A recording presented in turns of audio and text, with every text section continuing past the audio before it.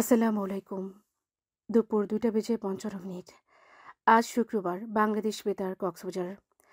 স্থানীয় খবরে স্বাগত জানাচ্ছি জ্যোৎস্না ইয়াসমিন। পৃথিবীর দীর্ঘতম সমুদ্র সৈকত কক্সবাজার এখন লাখো পর্যটকে ভরপুর। নীল সমুদ্রের শীতল পানিতে উচ্ছ্বাসে মেতেছে সব বয়সী পর্যটক। শহরের ৫ শতাধিক হোটেল মোটেলে নেই তিল ধারণের ঠাঁই। এদিকে পর্যটকদের নিরাপত্তায় আইনশৃঙ্খলা বাহিনীর পক্ষ থেকে নেওয়া হয়েছে নানা উদ্যোগ। বিস্তারিত শুনুন প্রতিবেদনে। লাখো পর্যটকে মুখরিত দীর্ঘতম সমুদ্র সৈকত নগরী কক্সবাজার। নীল সমুদ্রের শীতল পানিতে উচ্ছ্বাসে মেতেছেন সব বয়সী পর্যটক। কেউ বা জেট স্কি নিয়ে ছুটছেন সমুদ্র মাঝে, কেউ বা চড়ছেন বিচ বাইক বা ঘোড়ায়, আবার কেউ কেউ মুহূর্তটুকু ধরে রাখতে ছবি তুলতে ব্যস্ত। একদিকে খ্রিস্টীয় ধর্মাবলম্বীদের বড়দিনের ছুটি, অপরদিকে শুক্রবার বছরের শেষ সাপ্তাহিক ছুটি। সব মিলিয়ে পর্যটকের ঢল এখন কক্সবাজারে, ফলে হোটেল বিড়ম্বনাতেও ভুগছেন অনেকে।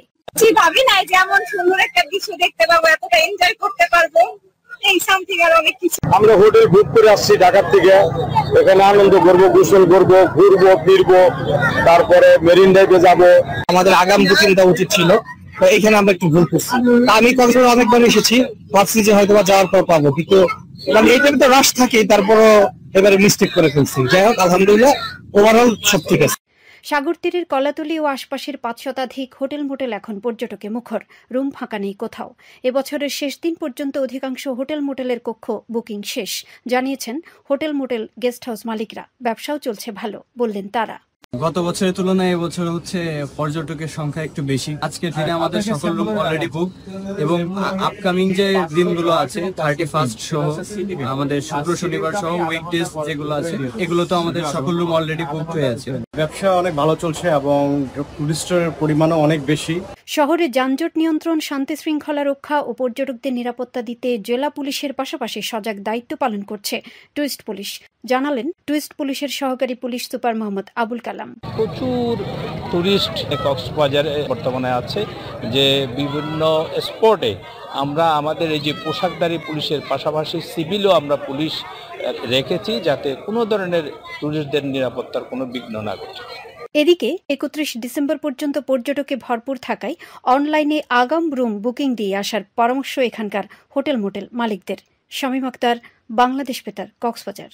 রামুতেই শুরু হয়েছে ৭ দিনব্যাপী মুক্তিযুদ্ধের বিজয় উৎসব। এই উৎসব চলবে আগামী ১ জানুয়ারি পর্যন্ত। গতকাল বিকেলে খিজারি সরকারি উচ্চ বিদ্যালয় মাঠে আয়োজিত এই উৎসবের উদ্বোধন করেন শহীদ নূর মুস্তাফার পিতা শফিউল্লাহ। অনুষ্ঠানে প্রধান অতিথি ছিলেন সাবেক সংসদ সদস্য লুৎফুর রহমান কাজল। উৎসব উদযাপন পরিষদের চেয়ারম্যান মোক্তার আহমেদের সভাপতিত্বে অনুষ্ঠানে বিজয় উৎসব কমিটির মহাসচিব আবুল বশর বাবুসহ বীর মুক্তিযোদ্ধা, রাজনৈতিক নেতৃবৃন্দ ও ছাত্র প্রতিনিধিরা উপস্থিত ছিলেন।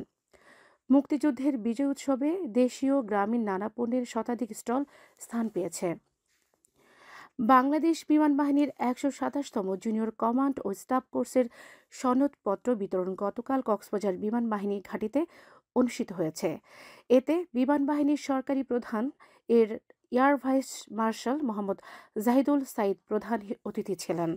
কোর্সে বাংলাদেশ বিমান বাহিনীর ১৯ জন, ইন্ডিয়ান বিমান বাহিনীর ১ জন এবং কাতার সশস্ত্র বাহিনীর ১ জন কর্মকর্তা অংশগ্রহণ করেন।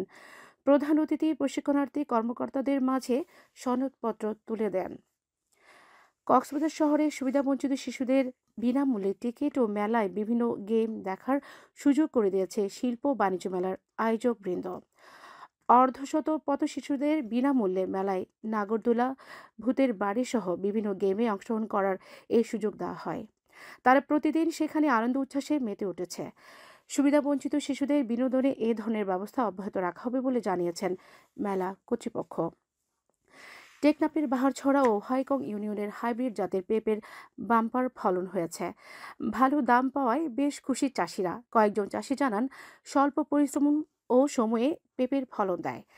বাজারে চাহিদা ও দাম থাকায় পেঁপে চাষে আগ্রহ বাড়ছে বলে জানান উপজেলা কৃষি কর্মকর্তা মোহাম্মদ জাকিরুল ইসলাম।